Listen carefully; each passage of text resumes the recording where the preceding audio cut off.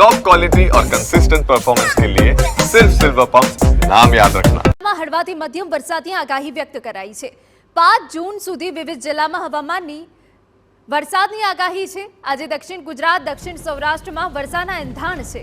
ગીર સોમનાથ, અમરેલી, ભાવનગરમાં વરસાદનું અનુમાન છે। પંચમહાલ, દાહોદ, વડોદરા, છોટાઉદેપુરમાં વરસાદની શક્યતા। ભરૂચ, નર્મદા, સુરત, તાપી, નવસારીમાં પણ વરસાદના એંધાણ છે। ગુજરાતમાં સમયસર જ વરસાદનું આગમન થશે તેવું હવામાન વિભાગનું કહેવું છે। 10 જૂનથી 15 જૂન વચ્ચે ગુજરાતમાં ચોમાસું આવી પહોંચે। જૂનની શરૂઆતના 15 દિવસ વરસાદનું જોર ઓછું રહેશે। 15 જૂન બાદ રાજ્યમાં ભારે વરસાદનું અનુમાન છે। ગત વર્ષોની સરખામણીએ આ જૂનમાં વરસાદના સારા એંધાણ છે।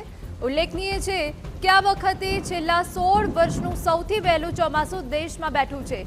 કેરળમાં વહેલી એન્ટ્રી કર્યા બાદ દક્ષિણના અન્ય ભાગોમાં પણ વરસાદે વહેલી જમાવટ કરી, ત્યારે તેની ગતિ જોતા લાગતું હતું કે ગુજરાતમાં પણ ચોમાસું ખૂબ જ વહેલું પ્રવેશી શકે, પરંતુ હાલ મહારાષ્ટ્રની આસપાસ જે વરસાદી સિસ્ટમ છે તે ધીમી પડી ગઈ છે, જેને પગલે હાલ 10 થી 15 જૂન વચ્ચે ચોમાસું રાજ્યના દક્ષિણ ભાગે પહોંચે તેવું અનુમાન છે।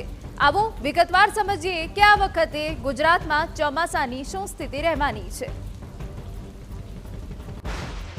તો 10 થી 15 જૂન વચ્ચે ચોમાસું દક્ષિણ ભાગમાં પહોંચી શકે।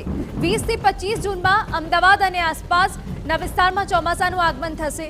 30 જૂન સુધીમાં સમગ્ર ગુજરાતને ચોમાસું આવરી લેશે, આ એક અનુમાન લગાવવામાં આવ્યું છે।